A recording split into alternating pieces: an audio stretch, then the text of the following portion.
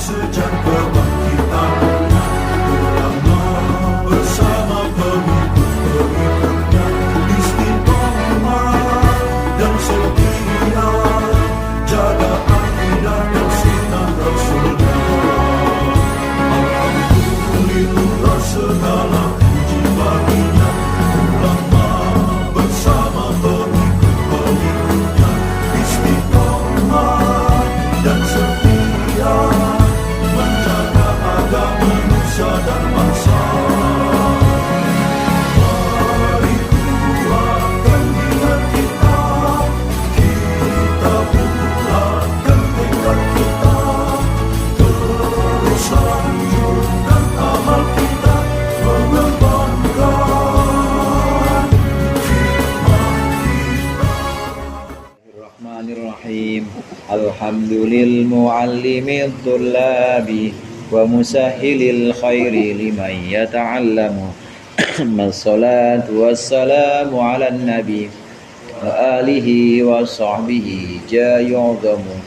Ya Rabbana kaffir anna dhunubana wa walidina wa liman huwa muslimu. Nad'uka Allahumma ilman nafi'a min yaumina ilal hisabi yaqumu. Amin amin amin wa ya fattahu. Amin amin amin wa ya alimu. Bismillahirrahmanirrahim. Qala al-muallif rahimahullah wa nafa'ana bihi wa bi'ulumihi fid dharaini amin. Wa sabi'uha sujudun marrataini kulla rak'atin ala ghairi mahmulin. Wasabi'uha yang nomor 7 dari rukunnya sholat, sujudun marrotaini, sujud 2 kali, kulla rok'atin, dalam setiap rakaat, ala ghairi mahmulin, atas sesuatu yang tidak diberatkan, lahu bagi musalli, bagi orang yang sholat. Wa in taharroka biharokatihi, meskipun dia ikut bergerak, mahmul tadi biharokatihi, dengan geraknya orang yang sholat. Ini masih membahas tentang rukunnya sholat.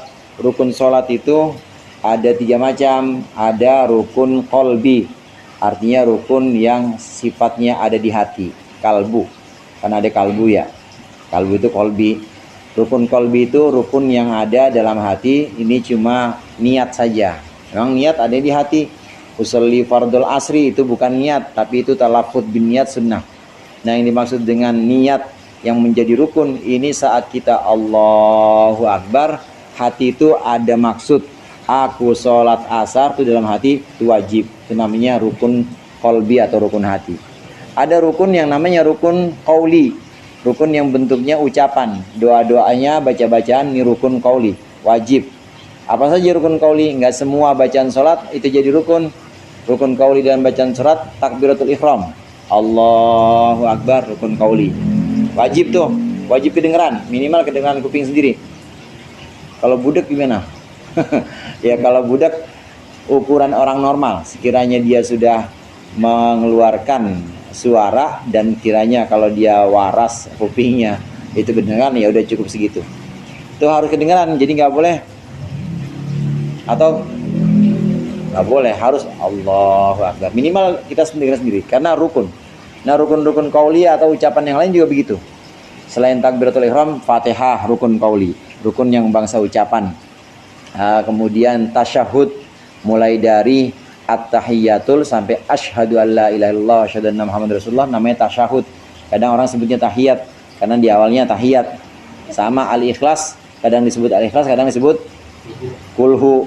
Ya makanya ada tuh mono yang cerita ngelamar anak kiai. Kamu namanya kamu siapa? Nama saya Kausar. Ya udah baca surat Al-Kausar, lulus. Kamu namanya siapa? Saya Anas, baca surat Anas. Terus yang bingung yang ini. Namanya Imron. Namanya Imron. Kamu siapa? Berani-berani ngelamar anak saya. Saya namanya Imron, tapi sehari-hari panggilannya kulhu ya. Jadi akhirnya dia suruh baca al-ikhlas aja, udah lulus. Kulhu itu kadang-kadang disebut kulhu karena depannya kulhu. Begitu juga tasyahud itu kadang disebut tahiyat karena depannya at-tahiyat. Tasyahud rukun ucapan. Rukun ucapan Ada lagi salawat. Allahumma sholli ala sayyidina Muhammad, rukun juga. Kalau itu nggak diucapkan nggak sah. Karena kata Rasulullah, la sholata liman la yusolli alai. Nggak sah sholat orang yang nggak berselawat kepadaku. Jadi wajib Allahumma sholli ala sayyidina Muhammad, itu wajib. Nah kemudian termasuk rukun ucapan itu salam pertama. Assalamualaikum. Salamnya ya, bukan nengoknya. Kalau nengoknya rukun, kalau lagi kebantalan susah nengok. Salamnya ini assalamualaikum warahmatullah. Nah ini rukun. Ini salam pertama. Salam kedua bukan rukun. Jadi kalau orang assalamualaikum selesai nggak apa-apa. Karena salam kedua bukan rukun. Ada rukun yang berupa gerakan. Nah pembahasan kita yang ketujuh ini adalah rukun gerakan atau rukun fi'li istilahnya. Rukun gerakan ini ada berdiri rukun gerakan, ruku rukun gerakan, ini tidal rukun gerakan. Udah kita bahas semuanya. Berapa tahun yang lalu mana pembahasan? Udah kita bahas tuh rukun i'tidal. Nah sekarang sujud 2 kali dalam setiap rakaat, ini termasuk rukunnya sholat. Sujud itu secara harfiah artinya adalah ketundukan kita kepada Allah, namanya sujud. Sujud itu artinya at-tadallul wat tawadu. Secara harfiah sujud itu artinya merendah dan tunduk di hadapan Allah, sujud. Memang pembahasan kitab-kitab fikih yang lain ada juga nanti di sini, ada juga dalam syarahnya. Sujud itu 2 kali harus memenuhi rukun atau anggota sujud itu. Anggota sujud semuanya harus terlaksana, dia harus ada di tempat sujud. Tempat sujud yang dimaksud sini sajadah atau karpet, namanya tempat sujud. 7 rukun atau 7 anggota sujud itu jidat 1, 2 telapak tangan, 3 kan jadi ya. Kedua telapak tangan maksudnya kiri kanan, kedua lutut, dan kedua ujung kaki. Jadi jumlahnya 7 semuanya. 1, 2, 2, 2, 2, 2, 2. Jadi semuanya 7. Nah 7 itu semuanya harus nempel di tempat sujud. Nempel di sini harusnya artinya nempel di sini artinya harus blek gitu, dijadikan sebagai tumpuan kita, harus dijadikan sebagai tumpuan kita. Kalau ada orang yang sujud dengkulnya nggak sujud dan bukan karena uzur dia punya sakit apa-apa, dia cuma pakai 5 anggota, jadi kayak orang ngangkang gitu. Kebayang ya? Bayangin lu, bayangin dengkulnya diangkat kayak orang push up, misalnya kayak orang push up begitu. Maka kalau tanpa uzur, karena bukan karena sakit, nggak sah. Karena dengkul wajib nempel, wajib menjadi tumpuan. Jadi tumpuannya itu 7 itu. Nah di antara 7 anggota sujud ini yang wajib tersingkap cuma jidat. Makanya kalau sholat jangan begini, karena ini bisa nggak kena. Nah kalau begini masih boleh dah. Kadang-kadang ada kena sini. Ya amannya pakai peci ya begini. Nah, ini pasti kena. Karena tersingkap. Memang jidat itu wajib tersingkap. Wajib tersingkap. Kalau pakai masker jangan dijidat. Walaupun COVID nggak sah sholatnya, karena jidat itu wajib yang ya tersingkap. Sujud 2 kali. Ya, ala ghairi mahmulin, ini maksudnya ala ghairi mahmulin, sesuatu yang dibawa, bukan diberatkan tapi dibawa. Jangan di atas sesuatu yang kita bawa. Maksudnya sesuatu yang kita bawa, itu sesuatu yang ikut bergerak dengan kita.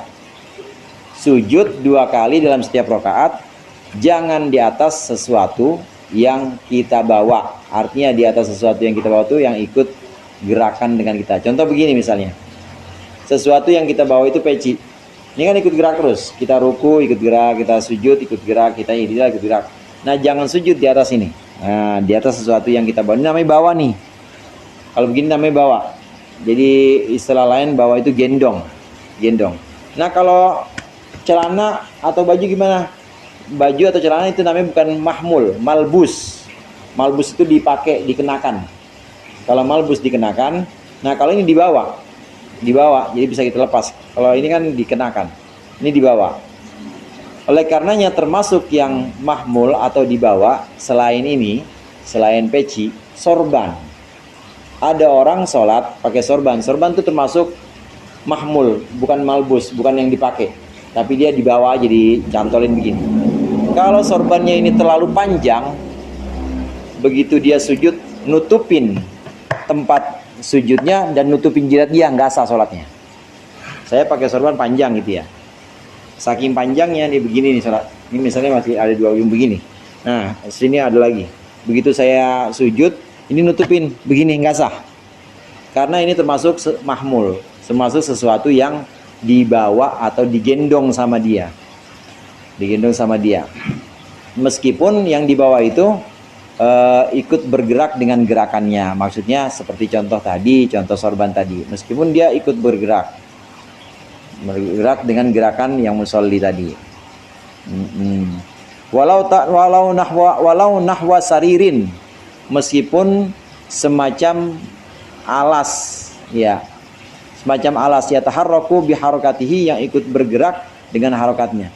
Li'annahu laisa bimahmulin, karena sesungguhnya itu bukan sesuatu yang dibawa. Fala yadurru as-sujudu alaihi, maka tidaklah berbahaya, maksudnya tetap sah as-sujudu alaihi, sujud di atas yang laisa bimahmulin, sarir, atas alas tadi. Kama idza sajada ala mahmulin, sebagaimana dia sujud di atas sesuatu yang dibawa, lam yataharrak, yang tidak berharokat, biharokatihi, dengan geraknya. Katorfin min ridaihi tawil, seperti ujung dari sorbannya yang panjang. Titik, sampai di situ. Ada kasusnya lain lagi. Nah, kalau sejadah, kalau sejadah ikut bergerak dengan gerakannya, itu masih diperbolehkan. Karena memang sejadah itu kira-kira digendong apa enggak sejadah? Enggak kan? Iya. Meskipun itu bukan malbus, bukan yang kita pakai, tapi itu kita termasuk sesuatu yang kita bawa lah. Kita kan kemana-mana bawa itu. Sendal misalnya, sendal kita nginjek di atasnya sendal, itu termasuk yang kita bawa, bukan yang kita pakai, tapi termasuk yang kita bawa. Ini kalau dia ikut bergerak dengan kita, ikut bergerak dengan gerakan kita ketika kita sholat, maka kalau bentuknya sejadah masih diperbolehkan. Tapi kalau bentuknya yang kita bawa tapi seperti sorban, ini kalau ikut bergerak, kan ikut bergerak dengan gerakan kita saat kita ruku, i'tidal, maka ini hati-hati. Kalau dia ikut bergerak dengan gerakan kita, maka itu termasuk mahmul, termasuk yang digendong atau yang dibawa. Kalau gendong kan biasanya nggak nyengser. Orang gendong biasanya nggak nyengser. Nah, kalau yang kita bawa ini nyengser, maka itu bukan mahmul dan tidak apa-apa. Contoh, orang pakai sorban, ya panjangnya sampai benar-benar nggak bisa gerak, artinya nggak bisa gerak, walaupun dia sujud ruku ya segitu, nggak gerak.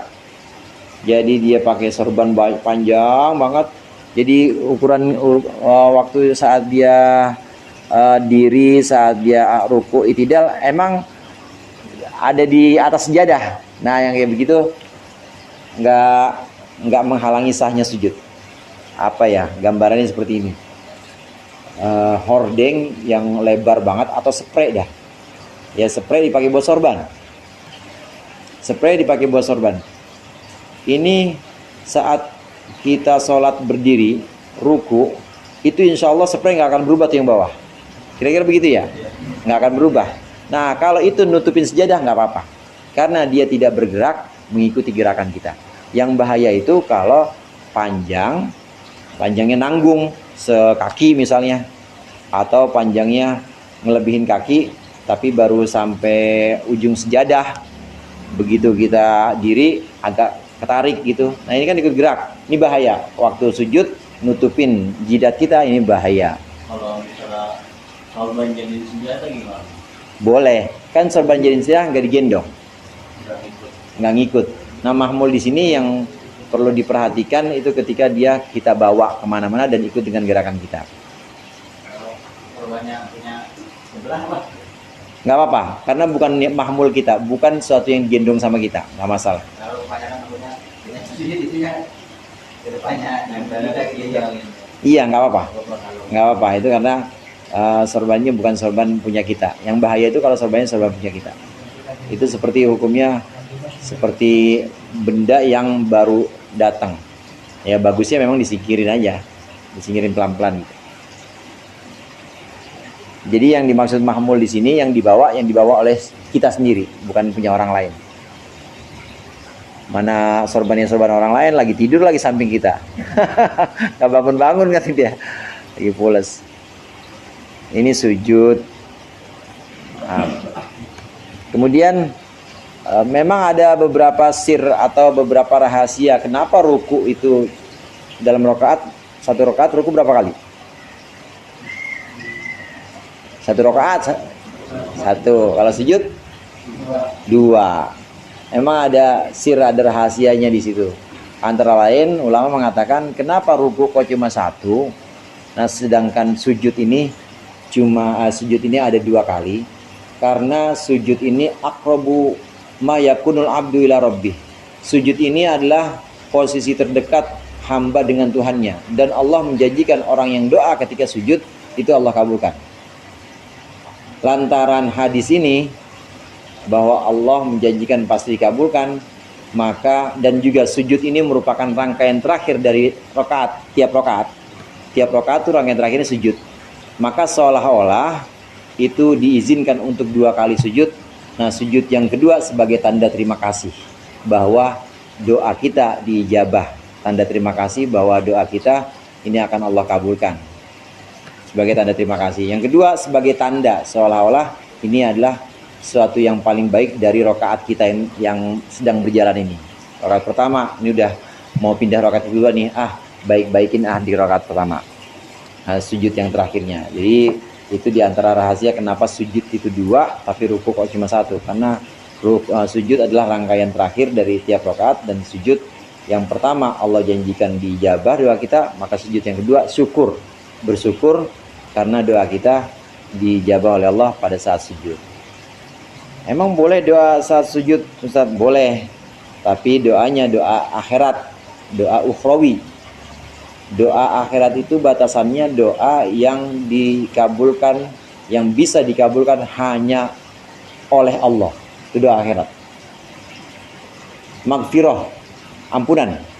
Itu yang ngabulkan cuma Allah. Nah, itu boleh. Allahumma maghfirli, atau pakai bahasa Indonesia juga boleh. Ya Allah ampunin saya, ya Allah berikanlah ampunan pada saya. Boleh, meskipun pakai bahasa Indonesia. Asal doanya doa akhirat. Semua yang sifatnya cuma Allah yang bisa memberikan, maka doa akhirat itu ampunan, sorga, bebas dari api neraka. Tapi kalau doa yang sifatnya dunia, hati-hati. Kalau pakai bahasa Indonesia bisa batal. Contoh doa dunia apa? Ya Allah lunasin motor saya. Itu kira-kira kalau minta sama bos bisa nggak? Bisa. Karena bisa dikabulkan juga oleh selain Allah, maka doa dunia. Maka jangan minta lunasin motor waktu sujud. Batal sholatnya. Karena doanya doa dunia. Nah, paling aman kalau mau doa ketika sujud, itu doa yang diajarkan oleh Rasulullah. Banyak doa sujud yang diajarkan oleh Rasulullah. Sajada wajhil ladzi khalaqahu wa syaqa sam'ahu wa basarahu fa tabarakallahu ahsanul khaliqin. Kemudian la ilaha illa anta Allahumma ighfir li dzambi diqqahu wa jillahu asirrahu wa alaniyahu. Ya Allah ampuni dosaku, dosa tersembunyi maupun dosa terang-terangan, dosaku yang lama maupun dosaku yang sekarang. Itu doa yang diajarkan Nabi. Kalau nggak punya hafalan itu, doa yang ada di Al-Quran aja. Apa? Rabbana atina misalnya, atau Rabbana hablana min azwajina, boleh. Kalau di Al-Quran udah aman dah. Di Al-Quran itu pasti tidak membatalkan sholat. Jadi dalam sujud boleh doa. Sujud pertama doa kita itu dijamin ijabah oleh Allah, maka rahasianya sujud kenapa dua kali, diizinkan untuk sujud yang kedua sebagai tanda syukur kita kepada Allah. Wa kharaja biqauli ala ghairi mahmulin wallahu a'lam bissawab.